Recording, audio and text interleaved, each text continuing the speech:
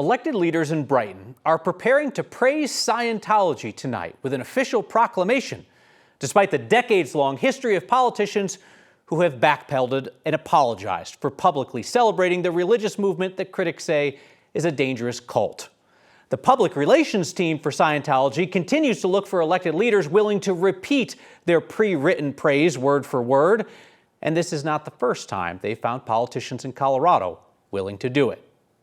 I know you're all about target attainment and reaching high goals. When Scientologists opened a location in Denver in 2012, City Councilman Albus Brooks praised Scientology with words written for him by that group, which also added this jazzy soundtrack to the video.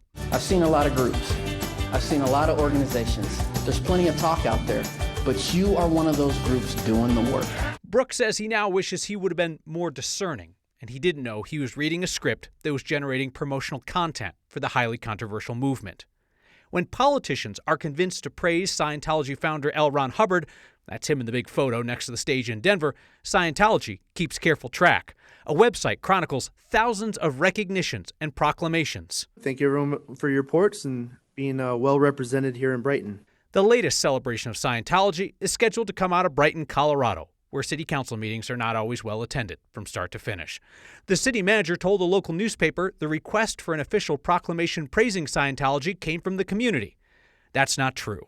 This email shows it came to the mayor from a PR rep for Scientologists in California. Both Brighton's mayor and city manager were unavailable to speak to us.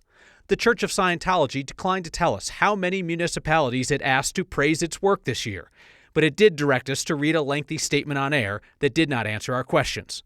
We'll pass. And we're not saying that we agree or disagree with the content of any of these proclamations that we've made over the years. In March, small city in Michigan got an earful over their pro-Scientology proclamation. There are decades worth of news reports about elected leaders from small-town Alabama to the governor of Illinois praising Scientology and then retracting it.